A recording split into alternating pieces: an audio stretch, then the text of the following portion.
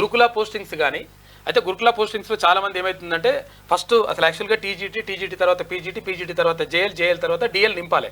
నింపడం ద్వారా ఏమవుతుంది అంటే జేఎల్ నింపుకుంటూ రావాలి, అంటే పైనుంచి కిందికి రావాలి. PG set, TG set, junior lecturer, degree college lecturer నుంచి తర్వాత కిందికి నింపుకుంటూ వస్తే కింద వచ్చిన జాబ్ వాళ్ళు అట్లా పోరు, ఫస్ట్ ఇట్లా ఉల్టా నింపుతున్నారు, దానివల్ల నష్టం జరుగుతుందని అంటున్నారు. చాలా మందికి డౌట్ ఉన్నది. ఆ విషయం ఏంటంటే ఒకవేళ బ్యాక్లాగ్స్ ఉంచుతారా, ఒకవేళ ఎవరైనా జైన్ కాకుండా ఉంటే రిలింక్విష్మెంట్ ఆర్డర్ తీసేసినాక ఇంకోటి రిలింక్విష్మెంట్ అనేది ఈ ప్రభుత్వం కాదు, గత ప్రభుత్వమే తీసేసి మొన్నటి వరకు దానిపైన కొట్లాడిన ఆర్ఎస్ ప్రవీణ్ కుమార్ గారు ఆ రోజు ఆ బోర్డుకి సెక్రటరీ గాను దానికి ప్రాతినిధ్యం వహిస్తుంటారు. ఆయన హయాంలోనే తీసేసారు. ఈ రోజు ఎవరైతే మాట్లాడుతారో అది ఎందుకు తీసేసారు అని ఆయన్నే తీసి ఈ రోజు మాట్లాడుతుండ్రు.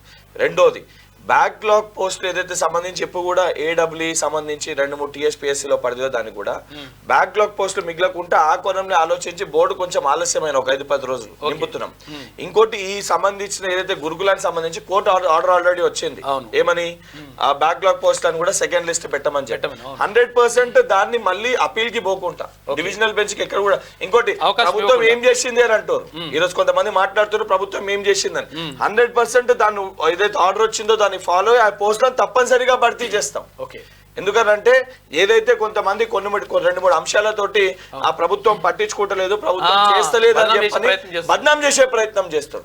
కాబట్టి చాలా స్పష్టంగా విద్యార్థులందరూ కూడా ఆలోచించాల్సింది ఏంటంటే రెండోసారి ఏదైతే సంబంధించి డిఎస్సికి సంబంధించి టెట్ పెట్టడం కానివ్వండి, ఏదైతే కానిస్టేబుల్ అభ్యర్థులకి 156 మందికి కేసులు ఉండి ఎప్పుడు కూడా గత ప్రభుత్వం ఎవరు కూడా మళ్ళీ కమిటీ వేసి దానిపైన ఎంక్వైరీ చేసి మళ్ళీ రిటర్న్ తీసుకోలేదు.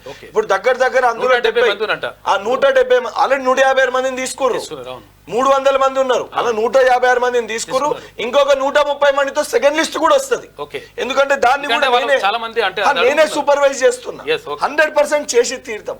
కాకపోతే అనవసరంగా ప్రభుత్వం ఇంత స్పష్టంగా ఇప్పుడు నేను గాని ఈరోజు బల్మూరు వెంకట ఒక ఎన్ఎస్ఏ రాష్ట్ర అధ్యక్షుడు కాదు కానీ ఒక శాసన మండలి సభ్యుని, నేను విద్యార్థులు ఉన్నాను, శాసన మండలిలో నేను ఉన్నాను.